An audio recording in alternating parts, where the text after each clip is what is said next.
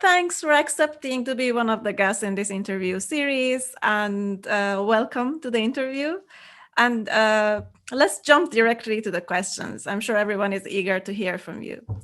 I want to know a bit more about you and specifically your data science journey. Where did you start? How did you get here? And where are you now, really? Probably starting with that.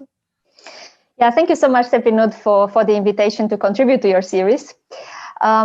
It's quite a complex question to start with. So where did I start? Well, I think the journey started with my bachelor studies, or maybe even before that. I come from Romania originally. I did my bachelor's in computer engineering there. And I went there because it was very hype in a way. It was a promise for a well-paid job in the market. I would have wanted to be a mathematician, but that was not really so promising career-wise. And my family advised me to go there. And I think it was great advice. I ended up studying computer engineering. I didn't love it from the beginning, I have to say, but I came to love it after about 2 years of my bachelor's. And then I loved it enough to actually continue. And then I continued with a master's, more focusing to computer science. That was the time of cloud computing and service-oriented architectures being hype. That's what actually took me as a journey to Finland. I did my master's in Helsinki, and it was a totally new world. A lot of new opportunities were coming with the cloud. Data analytics was still a little bit at the beginning at the time. But I think that was the foundation. And I fell in love with research. I fell in love with data from a user perspective, what we can do with data to serve customers. I was also working in parallel with my studies here and there. And basically, that was what got me closer to the idea of doing a PhD and the idea of doing a PhD, which should be data-driven. So the real data science background, I think, was mostly collected during my PhD years. That's how I arrived in Zurich. And I've been here since 2011 now. How do you like Zurich?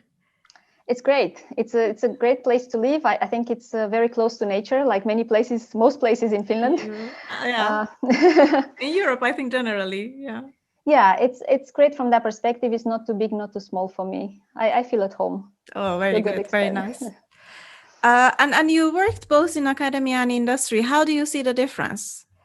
Yeah, you were asking me where I came here, and I think it is very different what I'm doing now compared to what I was doing in academia. Right now, I'm working for Siemens. I'm leading the data analytics team there for smart buildings. It's a very different type of job in some ways. It's very, very similar in others. I think it's very similar in terms of innovation and basically breaking that kind of edge of knowledge or edge of what is available in the society, in the market. So we always try to push that kind of boundary. It's a very innovative field, data analytics. We're not working on legacy products. We're not working on those things that have been around for decades. In that sense, it's the same, I would say. It's always pushing for the next big thing. On the other hand, I think it's very different in terms of scale. You can do a lot of things. You can have much bigger commercial impact, but you can also screw up much more. So you can really do so much more better and so much more worse as well. So I would say what took me from academia to industry was the wish to play on a bigger scale. And I was always fighting to get funding for my project during my PhD years, and I was always struggling a bit to make that bigger impact. And I was hoping to get a job in industry that allows me to have the bigger things in my hands. And I got that job, not knowing what I was getting into. And I think it's been an amazing journey. I mean, I've been with Siemens for 4.5 years. I started already in the data analytics field from the beginning as a product manager, and then switched over more towards data science, data analytics, which I'm doing right now. It's big budgets, it's big responsibility in terms of people that I need to coach, I need to lead every day in terms of strategy and decision making. I would say that puts more pressure on my shoulders in a way, but at the same time, I see also that kind of global impact that we have in our hands as an opportunity. So I enjoy it a lot. This is very interesting that you said that you moved to Siemens because you wanted to have a higher impact. And I'm pretty sure many, as I told you before, the majority audience of this interview is the data science students. So I am sure this is what they have in mind, that they want to have an impact. That is why they are drawn to this field. And this is very noble. But what And obstacles this did was you face? commercial impact. So there are different types of impact. I What mean, I had in it's mind was impact. I wanted, I wanted to see my products in many people's hands, or make an impact in that sense. I think in academia you can make a lot of impact in so many different ways, not in a monetary way necessarily. So that's why I think it's what is interesting to everybody. Maybe in a few years I will want to go back to academia and to do something else there. I really don't know. Yeah, and it's not really only commercial impact. You're having impact on people's life, and we're going to discuss more specifically on what you do about smart buildings. It is impacting our lives. I mean, True. in so many different levels. But did you have any obstacles getting there, scientifically, work-wise, and also related to your gender? Did being a female play any role?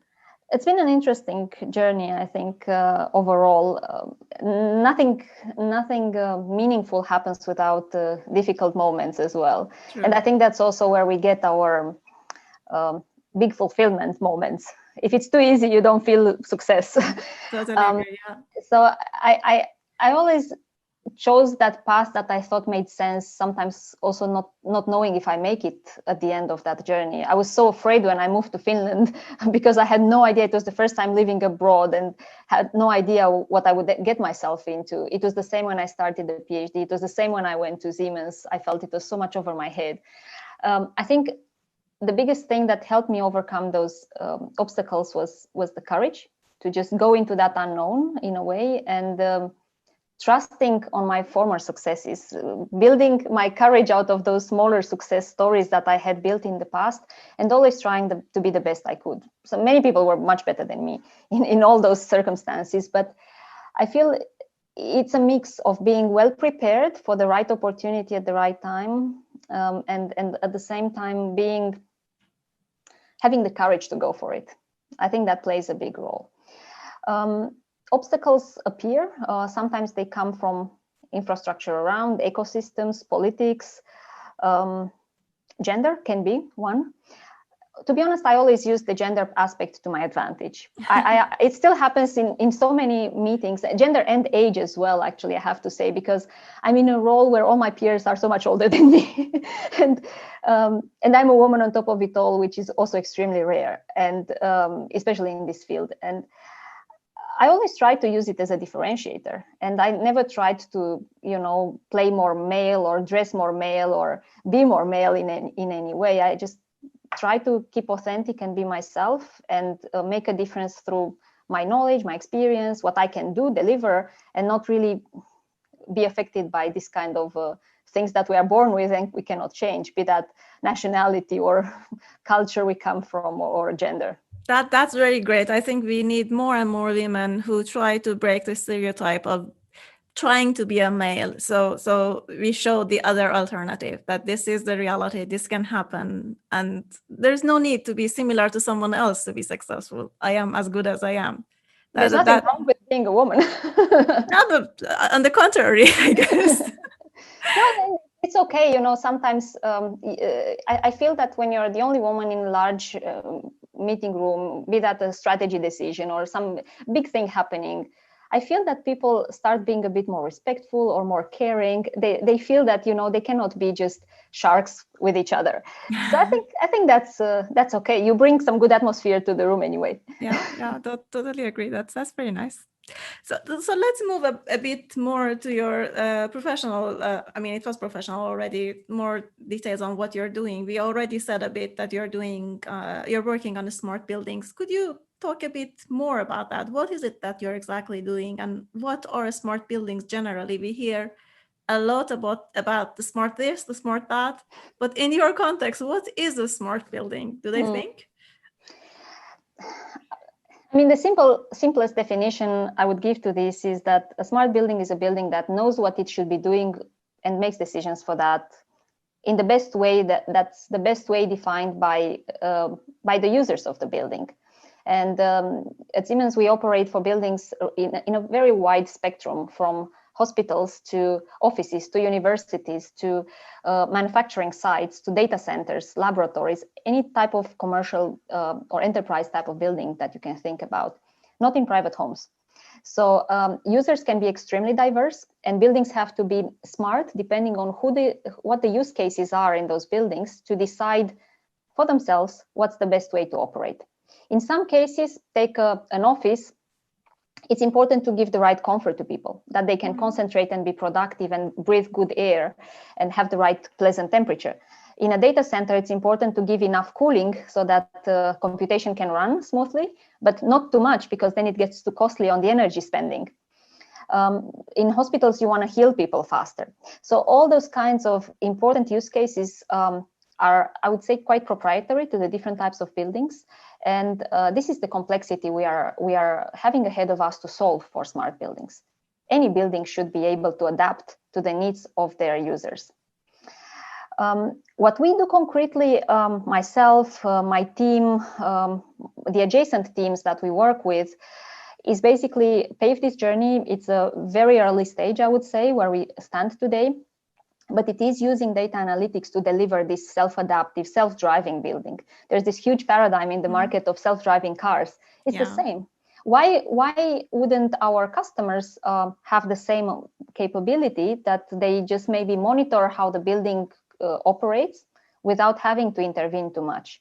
If it's a matter of pushing more oxygen into a room because we have a convention going on and there is so many more people all of a sudden, or it's a matter of a server in a data center heating up and it needs more cooling all of a sudden, or I don't know, we make microprocessors in a clean room for Intel, let's say, and they need to really have the cleanest possible air in the lab in order not to destroy the manufacturing process. So all those kinds of elements require a lot of data analytics. You cannot use simply some rule-based mechanisms and say, if then that should happen. That's just simply not enough anymore.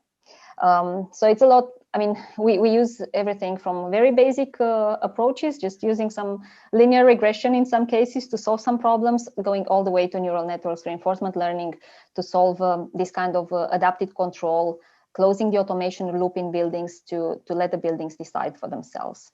That's actually very interesting. It takes me to the other question. So we want to have a smart buildings. The base question is about how do we make buildings smart, especially in the context of data science? What is the data that we are collecting? What is the data needed, and how do we process that? And how we know that what is it that actually needed for that specific problem in hand? It's not an easy question, and we ask ourselves that question actually every day. There are different trends in the market and in the company as well. Some will say, well, collect as much as you can from everywhere because you never know when you need it. On the other hand, it costs you to store everything. It's still not as cheap as we wish it would be. And then again, you might store it, but if it doesn't have the right semantics added to it, you might not be able to use it for anything. That's true. So I think what is important here to deliver the smart building, it's first of all, different types of data, from the structural data of the building, what it's made of, how much heat transfer you have through the walls, for instance, what kind of surface of the windows you have, because then that impacts how much radiation of the sun you get through the window, that will impact your indoor conditions. All the way, so this is generally more boring, I would say, static data. It doesn't change so frequently, to the equipment that's in the building. Cooling, ventilation, heating, CO2, etc. Equipment that deals with these aspects. And then the most interesting, I would say, the time series data, which is the data that is generated every single second by equipment that operates in the building, by people that interact with the building or simply do their work in those buildings, and then putting this data together. I think that is where the very interesting use cases happen.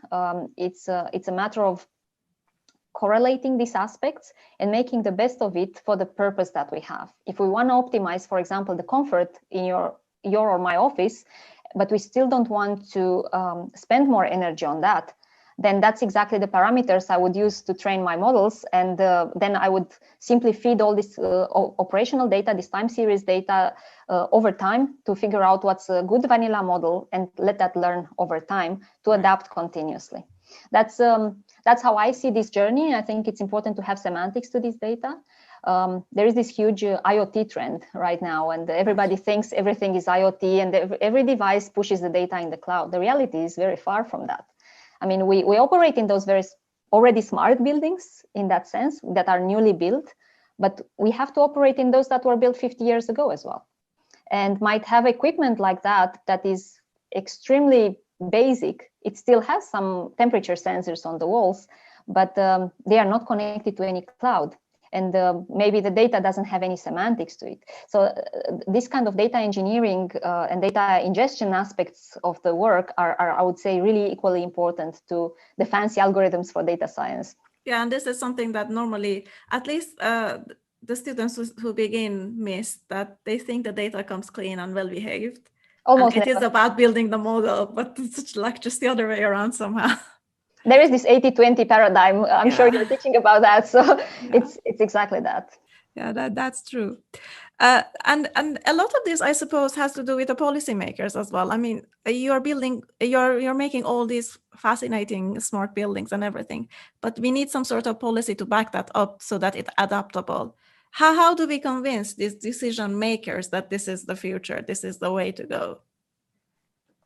It's an excellent point, and it's something that differs a lot depending on who the decision makers are.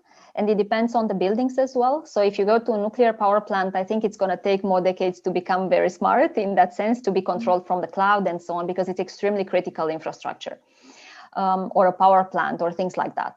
But when you go even to hospitals and offices and university campuses and this kind of more normal places, I would say, it's always a matter of balancing or having a trade-off between the value delivered and how much you expose your data. It's exactly like when you go and watch YouTube, right? I mean, you're giving your time to watching some advertising for the price of or for basically getting free access to content. Yeah. And it's exactly the same. This is how I think it's not computer science. I'm not an expert in psychology, but I think this is how we function as human beings. If you see, you give something away. In that case, maybe it's your occupancy data. It's how people from your office move and how much they go out for a cigarette break and this kind of things. But for that, you get in return some functionality that tells you how to optimize your space. And when that value is obvious and you can make a business decision based on that, maybe you realize your space occupancy in the space you're renting is really low and you're paying money for nothing, then it's okay maybe to give away a bit some of your tenants' data and use it for some business making process. That's how I see it. And this is the kind of thinking process we notice in customers. It's the same in hospitals. It's the same in data centers. They keep it to themselves, but when you are able to show that the cost is actually lower than the value that is received, usually the negotiation process is easier. And I'm convinced we get there. And it's also showing by example. They see that their peers in the market already made that step. They see the value coming, and it's a bit of a wave effect.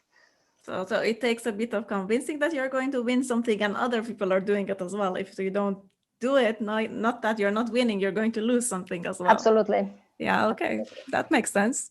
I'm totally enjoying this discussion, but since we promised to keep it short, let me get to my final question. And it is about, how do you see the future? Like, these smart buildings are so fascinating. Like, it seems that somebody from some sort of sci-fi fictions came out and talking about the word that we're not used to it, and we're getting to use it now. How do you see the future, where we are going from here? I think it's extremely customer-centric, and customer, I would rather say user-centric. Who uses that building, and what are the pain points of that person? What does that person have to achieve by being in that building? I see you're now in your office. what you need there, I suppose, is good comfort. You want to feel good when you work, because if it's too hot, you're just going to think about that and you're not going to focus on your work. And you're going to want good air, because otherwise you get a headache. And you do not want some pollution particles. So you want to have good ventilation to protect yourself from corona. And that's exactly, I think, understanding very clearly what the value is perceived by that user of a building. This is what guides us into delivering that. And the journey that we are on is to deliver that as easily as possible, so you don't need to worry at all about it. So you don't need to worry, you don't need to think about it. You shouldn't ever get the thought of opening the window. It should be just perfect by default. And it should be just perfect that you host your next conference, hopefully soon, once this wave is over. And you have 1,000 people in a room that normally is empty. Actually, the comfort level in that room with the 1,000 people should be the same as when you go as a one single person to visit that room. And this is not science fiction, I would say. This is something we can already deliver today, not in every building. But I think this is basically the emerging trends, and it's where the future takes us very much. Very smooth adaptability and self-driving, I would say, self-decision making for buildings. Of course, there is an engine either somewhere at the edge or somewhere in the cloud that makes that kind of decisions. But that's important. And the other side of the story, maybe we could achieve this already 5 years ago or so, but for a very high cost. We could have achieved it with many human beings sitting in a room and optimizing all that. And this is not what the future looks like. The future has to be fully automated. And I'm convinced that automation cannot happen without AI, because we need so much data from the past to make these kind of decisions for the future. And in order to avoid the costs associated to these perfect conditions, we could have those perfect conditions today with many, many workers, very manual work. We are not allowed to compromise on other parameters in the equation. And one huge parameter is energy cost. In general, all these changes cost a lot of money on the energy consumption. And another thing is the CO2 emissions. All companies in the world want to be CO2 neutral in a few years at least. And we want to protect the planet. And that's those are, I think, the big forces that compete against each other. And the future looks to me like a good balance between these forces. We shouldn't spend more energy than today. We should pollute less than today, but achieve a higher comfort. That's already very promising and impactful. What you're saying is that soon we are going to have buildings that take care of all our needs and take care of our environment at the same time. So that would be perfect for me. That's what we're working on. Yeah, good luck. That is a very good initiative, and it is exactly what you wanted to do, having an impact, and I'm sure you're going to have great impacts. Working on it. Thank you very much, Irina, for this discussion. It was very interesting, and I'm sure the people who are going to listen to this are going to enjoy it as well, and it will give them new perspective and potentially will open new doors to them. Thank you for being here today. Thank you so much, Stepinud, and really all the best with the next invitees in the series, and also all the best to yours.